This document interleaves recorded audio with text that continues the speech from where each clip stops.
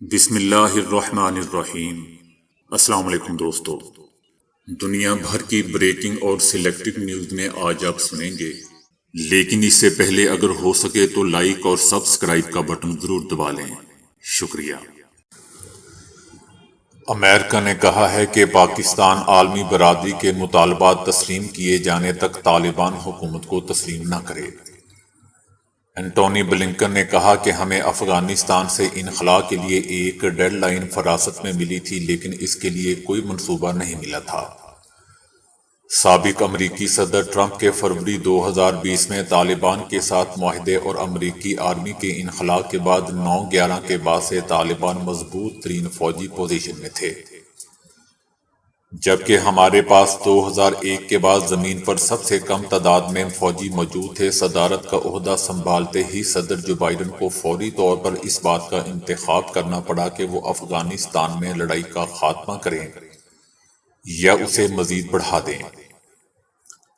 Antony Blinken نے کہا کہ اگر ہم سابق امریکی حکومت کی جانب سے کیے گئے وعدے پر عمل نہ کرتے تو افغانستان میں ہماری آرمی اور ہمارے اتحادیوں پر حملے دوبارہ شروع ہو جاتے۔ جو بائیڈن انتظامیہ نے افغانستان میں بدترین حالات کے لیے تیاری کر رکھی تھی، لیکن ہم یہ سوچ بھی نہیں سکتے تھے کہ امریکی آرمی کی موجودگی میں کابل میں مغرب کی حمایت یافتہ حکومت اور اس کی آرمی اس طرح پسپا ہو جائے گی۔ اگر 20 سال کے دوران اربوں ڈالرز کی امداد، ساز و سامان اور تربیت بھی افغان سیکیورٹی فورسز اور حکومت کو مستحکم نہیں کر سکی تو پھر وہاں مزید کیوں رہا جاتا؟ افغان طالبان کے نائب وزیر اعظم اور تنظیم کے بانی رکن ملا عبدالغنی برادر نے آڈیو بیان جاری کیا ہے جس میں انہوں نے اپنے مرنے کی خبروں کی تردید کی ہے۔ آڈیو بیان میں ملا برادر نے اپنے مرنے کی خبروں کو جھوٹا پروپیگنڈا قرار دیا ہے۔ دوستو، یاد رہے کہ طالبان حکومت کے عبوری وزیر اعظم ملا محمد حسن کے معاون ملا عبدالغنی برادر سے متعلق سوشل میڈیا پر خبریں گردش کر رہی تھی کہ صدارتی محل میں طالبان کے حریف گروہوں کے درمیان تصادم میں ملا برادر گولی لگنے سے مارے گئے ہیں۔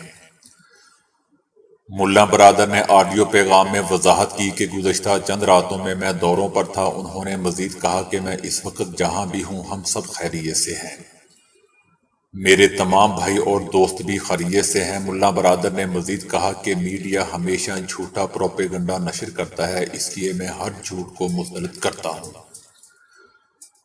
اور میں 100% تصدیق کرتا ہوں کہ کسی قسم کا کوئی مسئلہ نہیں ہے اور نہ ہی ہمیں کوئی مسئلہ درپیش ہے۔ طالبان کی سرکاری ویب سائٹ سمیت نئی حکومت کے سیاسی دفتر کے ترجمان کی ویب سائٹ پر بھی آڈیو پیغام نشر کر دیا گیا ہے۔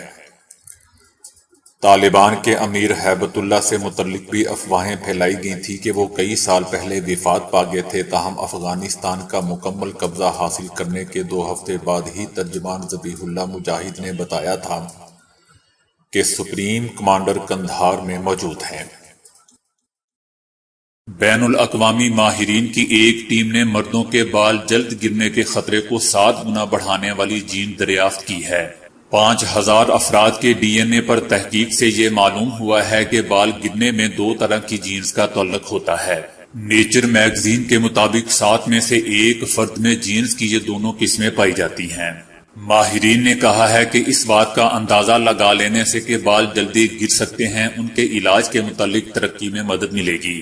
مردوں میں بالوں کا گرنا موروثی کہلاتا ہے اور اس کا تعلق ہارمون سے بھی بتایا جاتا ہے۔ بریڈ فورڈ یونیورسٹی کے سینٹر فار سکن سائنسز کی پروفیسر وال رینڈال کا کہنا ہے کہ یہ تحقیق بہت زبردست ہے، اگرچہ اس پر بحث کی جا سکتی ہے کہ مردوں کو بال گرنے کے خدشے کے متعلق جان کر کوئی فائدہ ہوگا یا نہیں، تاہم انہوں نے کہا کہ بالوں کو گرنے سے روکنا بالوں کو دوبارہ لگانے سے ہمیشہ آسان ہے۔ جنوبی کوریا میں مقیم پاکستانی شہری محمد ثاقب نے 2 سالہ آرمی ٹریننگ کے دوران مسلمان نوجوانوں کے لیے حلال فوڈ کی فراہمی کا بل منظور کروا لیا۔ Muhammad Saqib democratic party of Korea کے رکن اور فارن اور نیشنل یوتھ کمیٹی کے چیئرمین بھی ہے۔ جنوبی کوریا کے قانون کے مطابق وہاں بسنے والا ہر نوجوان جب 20 برس کا ہوتا ہے تو اسے 2 سال کی آرمی تربیت لینا لازم ہے، لیکن کوریا میں بسنے والے مسلمانوں کے لیے اس معاملے میں کافی مشکلات کا سامنا تھا، کیونکہ آرمی کیمپس میں حلال فوڈ نہ ہونا ان کے لیے سب سے بڑی مشکل تھی۔ جنوبی کوریا کے قانون کے مطابق کسی بھی صورت یہ آرمی ٹریننگ چھوڑی نہیں جا سکتی۔ مشکل صورتحال میں پاکستانی شہری محمد ثاقب نے وہ کارنامہ کر دکھایا جس نے سب مسلمانوں کے دل جیت لیے۔ محمد ثاقب نے جنوبی کوریا کے قانون میں مسلم سپاہیوں کے لیے خصوصی طور پر حلال فوڈ کی فراہمی کے لیے تاریخی تبدیلی کی راہ ہموار کر دی۔ نیا قانون پاس ہونے کے بعد سے کوریا میں بسنے والے مسلم جن کا تعلق کسی بھی ملک سے ہو، انہیں دوران ٹریننگ حلال فوڈ فراہم کیا جائے گا۔ محمد ثاقب نے حلال فوڈ کا بل پاس کروانے کے لیے 4 مرتبہ جنوبی کورین صدر سے ملاقات کی، جس کے بعد مسلمانوں کے لیے حلال فوڈ کی فراہمی کا بل پاس ہو گیا۔ آسٹریلیا کے ایک شو میں میزبان نے سامعین سے اپنے شریک حیات سے بولا گیا ایسا جھوٹ بتانے کو کہا جو انہوں نے شریک حیات سے تعلق کے آغاز میں بولا اور طویل عرصے تک اس پر قائم رہے۔ اس پر لوگوں نے کچھ ایسے جھوٹوں کا انکشاف کیا کہ سننے والوں کی شاید حیرت کی انتہا نہ رہے۔ ایک خاتون نے بتایا کہ جب میں اپنے موجودہ شوہر سے پہلی بار ملی تو میں نے اسے بتایا کہ میں ایک آرٹسٹ ہوں اور یونیورسٹی سے گرافک ڈیزائن میں ڈگری بھی لے رکھی ہے۔ بعد میں نے اس کا اور اپنا ایک پورٹریٹ ایک آرٹسٹ سے بنوایا اور اسے بتایا کہ یہ میں نے خود بنایا ہے۔ آج میں اس شخص کی بیوی اور اس کے 2 بچوں کی ماں ہوں اور وہ آج بھی سمجھتا ہے کہ میں نے واقعی یونیورسٹی سے آرٹ ڈگری لے رکھی ہے۔ ایک خاتون نے میزبان سے بات کرتے ہوئے اعتراف کیا کہ وہ اپنے شوہر سے چوری کئی سالوں سے پلاسٹک سرجری کروا رہی ہے۔ اس خاتون نے بتایا کہ میرے شوہر نے جب بھی مجھے بتایا کہ اسے خواتین میں کیا چیز اچھی لگتی ہے، میں اسی لحاظ سے اس چیز کی پلاسٹک سرجری کروا لیتی۔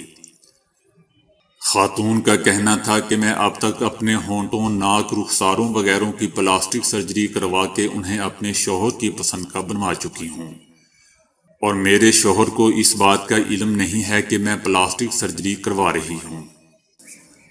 ایک آدمی نے بتایا کہ میں ایک روز سٹور میں شاپنگ کر رہا تھا، میرے ہاتھ میں واکی ٹاکی تھا، وہیں میری ایک لڑکی سے پہلی ملاقات ہوئی اور اس نے پوچھا کہ یہ ریڈیو کس مقصد کے لیے اٹھا رکھا ہے، تو میں نے شو مارنے کے لیے کہہ دیا کہ میں پرائیویٹ انویسٹیگیٹر ہوں اور اس وقت اس سٹور میں کسٹمرز کی انویسٹیگیشن کے خفیہ مشن پر آیا ہوا ہوں۔ وہاں سے ہمارے تعلق کی ابتدا ہوئی اور میں ہر ملاقات میں واکی ٹاکی اپنے ساتھ لے کر جاتا۔ بالآخر اس نے اپنے والدین سے ملوانے کے لیے مجھے گھر بلایا، جہاں اس کے باپ نے کہا کہ وہ بھی پرائیویٹ انویسٹیگیٹر رہ چکا ہے۔ اس نے مجھے اپنی ایجنسی میں نوکری کی پیشکش کر دی۔ یہ سن کر میں بوکھلا گیا، کیا اب میرا جھوٹ پکڑا جانے والا تھا؟ چنانچہ میں نے اس لڑکی کے سامنے شرمندگی سے بچنے کے لیے اس کے ساتھ تعلق ہی ختم کر دیا۔ سویڈن کے ایک ڈیزائنر نے موٹر سائیکل سواروں کے لیے ایسی جینز تیار کی ہے جس میں ایئر بیگ لگے ہوئے ہیں اور کسی بھی حادثے کی صورت میں فوری طور پر پھول کر موٹر سائیکل سوار کو بچانے میں مدد دیں گے۔ موسس نامی شخص نے یہ جین تیار کی ہے۔ وہ اس سے قبل بھی موٹر سائیکل سواروں کے لیے ایسی جیکٹ بنا چکے ہیں جس میں ایئر بیگ لگا ہوا ہے، جو دنیا بھر میں استعمال ہو رہا ہے۔ اس کی بدولت حادثے کی صورت میں سوار کی گردن، دونوں بازو، کمر، سینہ اور ریڑھ کی ہڈی وغیرہ محفوظ ہو جاتے ہیں۔ موسس کا کہنا ہے کہ اگرچہ جیکٹ بھی کافی مفید ہے، تاہم یہ ضرورت بہرحال محسوس کی جاتی تھی کہ کسی بھی حادثے میں بائیکرز کی ٹانگیں بری طرح متاثر ہوتی تھیں، اور اسی بات کو ذہن میں رکھتے ہوئے انہوں نے ایئر بیگ والی جینز پر کام شروع کیا ہے۔ دوستو، یاد رہے کہ امریکہ میں موٹر سائیکل سے مارے جانے والے افراد کی شرح گاڑیوں کے مقابلے میں 28 گنا زیادہ ہے۔ یورپی ہارٹ جرنل میں دنیا کے ممتاز سائنسدانوں کا ایک خط شائع ہوا ہے جس میں زور دے کر کہا گیا ہے کہ اب عمل کا وقت آ چکا ہے۔ ہر قسم کی آلودگی بشمول فضائی آلودگی کو کم کیا جائے تاکہ لوگوں کے دلوں کو صحت مند رکھا جائے۔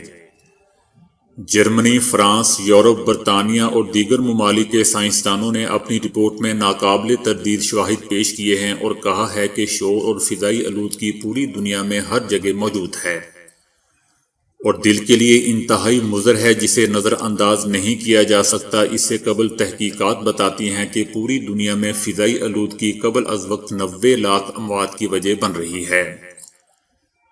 اس وقت دنیا کی 90% آبادی عالمی ادارہ صحت WHO کے مطابق ماحولیاتی آلودگی میں رہ رہی ہے۔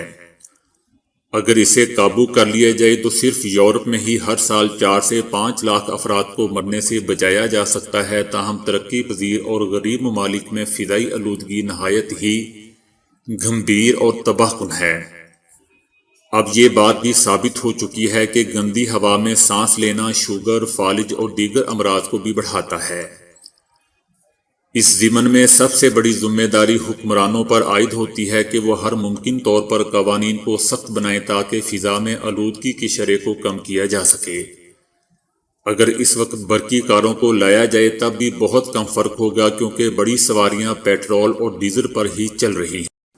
سعودی حکومت نے الحرمین الشریفین کے ایمان افروز مناظر 360 ڈگری کے زاویے کے ساتھ 24 گھنٹے نشر کرنے کے پروگرام کا آغاز کیا ہے۔ اس منصوبے کا مقصد فکس کیمروں کے ذریعے براہ راست حرمین کی نشریات کو منتقل کرنا اور 360 ڈگری زاویے پر دنیا بھر کے ناظرین کے لیے 24 گھنٹے کی بنیاد پر نشر کرنا ہے۔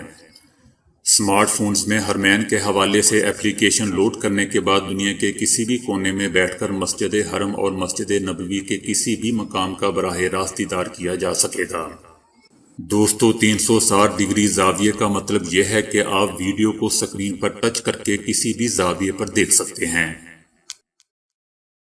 تو دوستو، ابھی کے لیے اتنا ہی۔ ویڈیو کو لائک اور شیئر کرنے کا بہت بہت شکریہ۔